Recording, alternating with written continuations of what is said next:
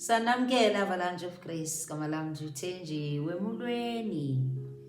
Namhlanje sifunda kwincwadi yezenzo zabapostile isahluko sesithathu.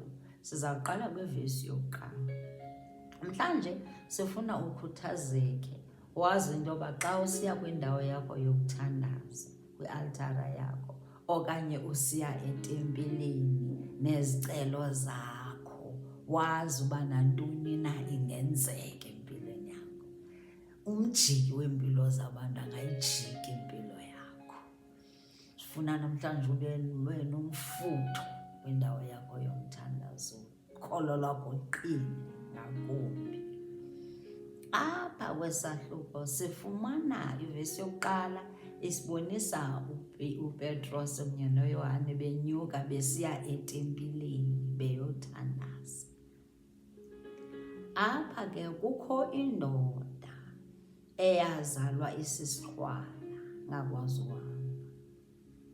Le ndoda yayisoloko ithathwa yobekwa phambi kwetempile ukwenzela into yoba izofumana amalizo, abantu bamane bempha izinto, bempha imali uba makatye. Yayindlela wayephila ngayo leyo. Nangale mini ke amehlo wakhe ajonga uPetros noYohane, bacinga fanuba njena, wacinga uba bazampha imali. Wathi themba mqala uzawuginyana namhlanje, aba bandijongileyo nami ndibajongileyo bazandipha imali.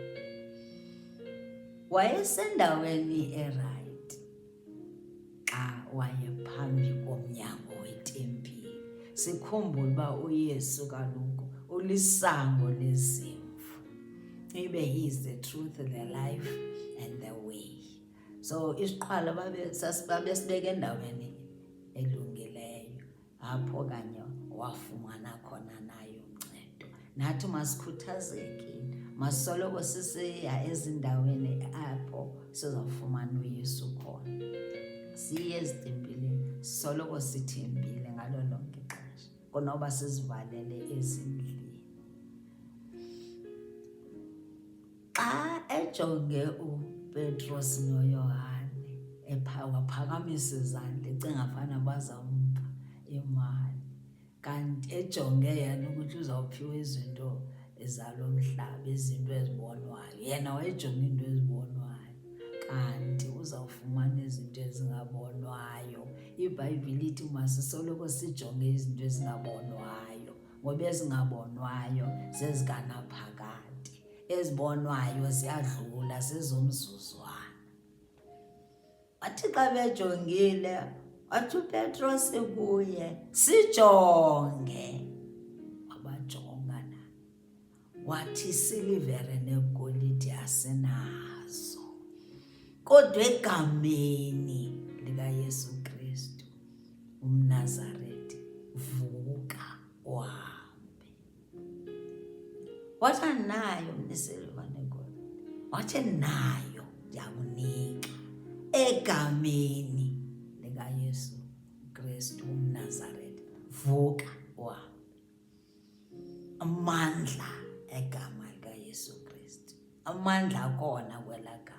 Masingathali awakho, sisoloko sikhuthazeka silisebenzise, nathi lizawusebenza kuthi. Kuthe kunjalo waphakama, wamphakamisa ngokwakhe, zaqina ezinyawo, imilenze yaqina, amaqatha aqina. Yaphakama isiqhwala sabantu, satancula isiqhwala, singavuyanga, sibalekela phezulu, sitakataka, efumene ukuhamba. Owazalwa kaloku engahambi, nawe singavuya gqitha. Abantu bothuka, bamangala abantu. Ndabona abantu bebesiya ecaweni njalo, bethandaza njalo, kodwa bothuka lana, zange bayilindele. uPetros wathi kubo, masirayeli, kutheni nisothuka nje? Nicinga fanuba yonke lo mmangaliso wesi siqhwala wenziwe sithi awenziwa ngasithi, ayikokulunga kwethu, ayikokuba sithandaza kakhulu. Wathi njena amandla aphuma kukholo lwethu, sikholelwa kwigama likaYesu Kristu. Athi kusebenze igama likaYesu Kristu uvusa lo muntu, ayisithi. Watsho okwesibini, nina namkhanyelo uYesu, kodwa uThixo ka-Abraham kunye no-Isaka noYakobi wamvusa ekufeni. Nina namkhanyela, nakhetha umbulali and abanikhetha uYesu.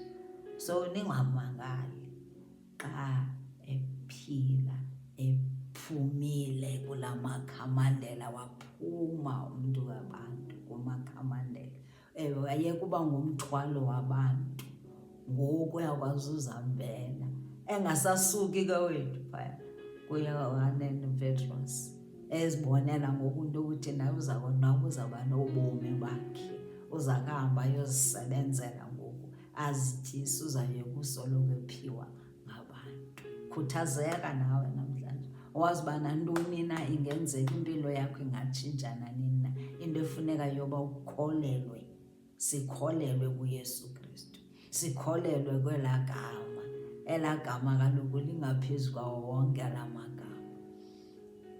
Enkosi kakhulu. God bless you.